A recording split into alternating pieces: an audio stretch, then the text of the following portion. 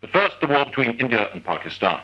Tonight, the crisis revolves around three people: Mr. Shastri, the Prime Minister of India, President Ayub Khan of Pakistan, and Ulfat, Secretary General of the United Nations. From the Aknar area of Kashmir, the divided state where India and Pakistan first joined battle, these exclusive war pictures reached ITN reports this afternoon. Our cameraman on the spot, Cyril Page. The road to war as Pakistani forces saw it on Monday, September the 6th. 5 days before, President Ayub Khan of Pakistan had accused India of blatant acts of aggression across the ceasefire line that splits Kashmir down the middle. He told the people of Pakistan that their country lay under the threat of provoked war in Kashmir, and for the first time, he threw Pakistan's regular forces into battle. Our cameraman went with them towards Aknar, a vital link in the supply route for India's troops in Kashmir.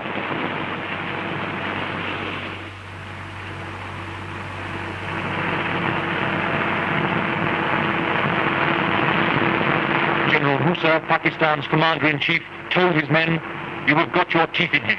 Fight deeper and deeper until he is destroyed, and destroy him you will."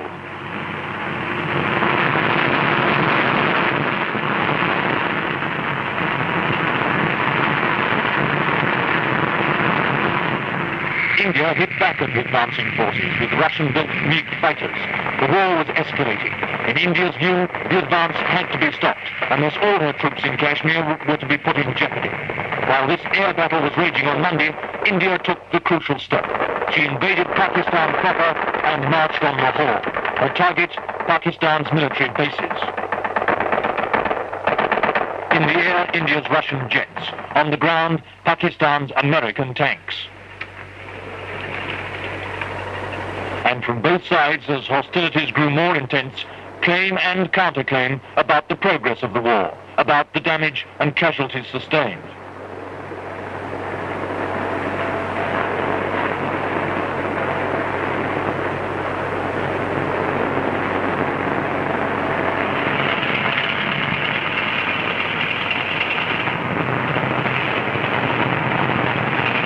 Our camera crew left the safety of the convoy to get these pictures of dead and wounded Pakistanis. A bed taken from a village house serves as a stretcher for one man. He was taken from the battlefield with both legs badly wounded.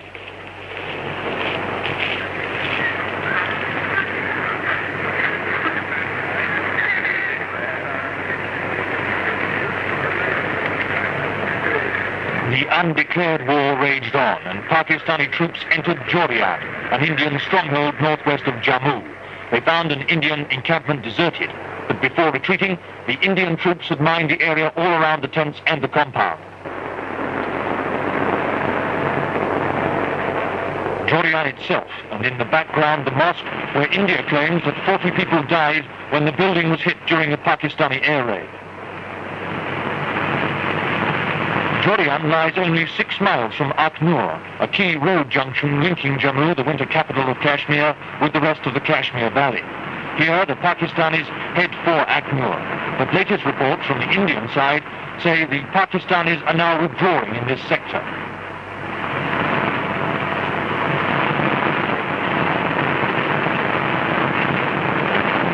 The claim could well be true, for elsewhere in the area came signs of a diversionary movement by Pakistan, heavy guns moving up to defend Lahore, the target of a three-pronged attack by Indian ground troops.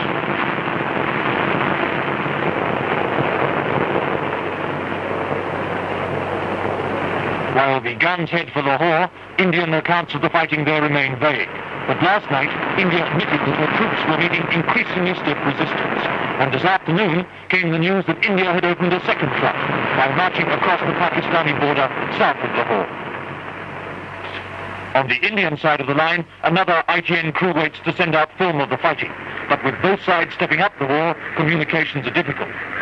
But from the Pakistani side, more film of troops on their way to the Kashmir front. Before they get there, a welcome from the villagers. Of Kashmir's 4 million population, 75% are Muslim, with ties in Pakistan. All Kashmiris, whether Muslim or Hindu, are now caught up in the bitter dispute between India and Pakistan over who should control their tiny mountain state. But now the conflict spreads far beyond Kashmir, with 2 great Commonwealth nations locked in war. And in the West Pakistan city of Rawalpindi, they dig air raid trenches in the streets. India denies that she's bombed Rawalpindi and two other Pakistani cities, Karachi and Dhaka. She called the Pakistani radio report of the Rawalpindi raid an absolute lie. But in this raid on Monday night, 4 people were killed and there was extensive damage to buildings.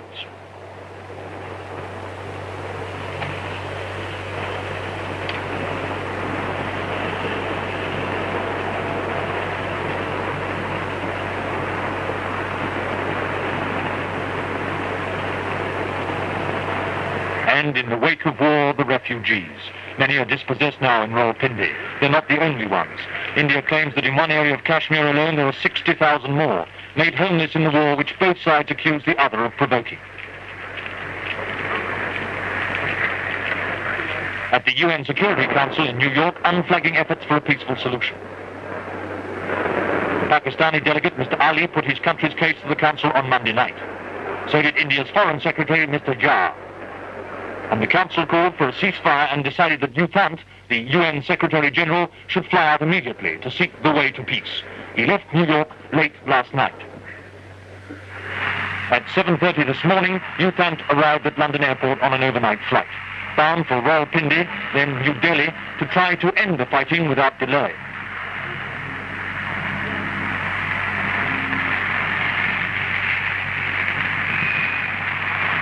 For his 4-hour stopover in London, he and his aides made their way to the Ariel Hotel just outside the airport. Peter Snow spoke to U Thant at the hotel. Mr. Secretary General, have you high hopes of peace? No, I don't want to make any statement, you know. No press. The press is no press, yes. My duty is to report back to the Security Council. Council. You're definitely seeing President Ayub Khan and Mr. Shastri. Definitely. And what sort of sanctions can we bring to bear if... No, I cannot say anything in the substance of my meeting, you know. My first duty is to report to the Security Council on my return to New York. Before that, you know, I'm sorry, I cannot make any statement. How long are you going to spend in the area? It all depends. Perhaps altogether about a week. If this mission fails, do you feel this is... I'm sorry. Thank you very much. Thank you. Although U Thant himself is optimistic, his proposed visit to the two warring capitals hasn't been received with much enthusiasm. The Secretary General had a rest room prepared for him on the second floor of the hotel.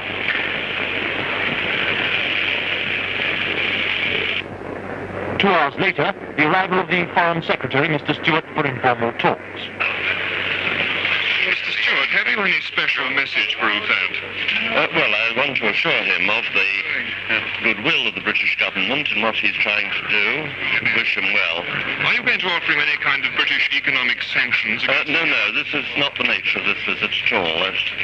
Any talk at all if the UN fail of a Commonwealth? No, I'm not really discussing policy and substance of the matter with him. What about you yourself? Are you going to go to India or Pakistan? I don't expect so, no. Mr. Wilson?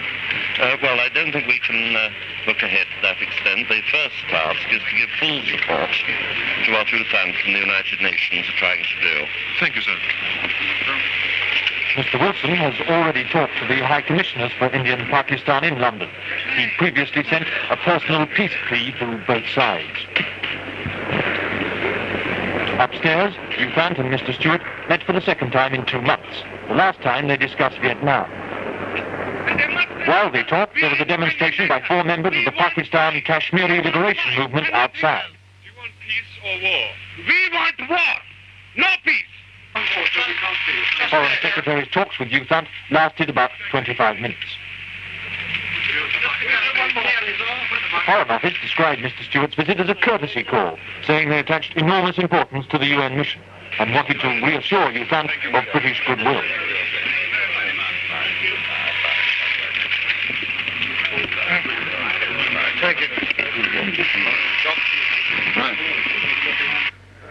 U Thant's 4 aides, American, British, Canadian and Egyptian, kept in touch with the United Nations headquarters in New York. Then, at 11:15, time for U Thant to be on his way again, bound for Pakistan. Representatives of both sides? No, I don't think... No, I cannot reveal, you know, any of my ideas. Final question, U Thant. Are you reasonably confident of success as you leave London? I cannot say at this moment, no. Best wishes, sir. Thank you very much. A final outburst from the Pakistani demonstrator.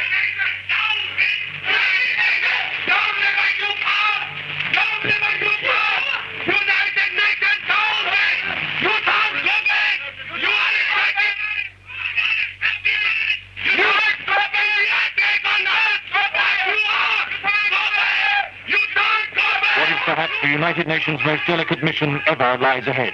For U Thant, the ride looks anything but smooth.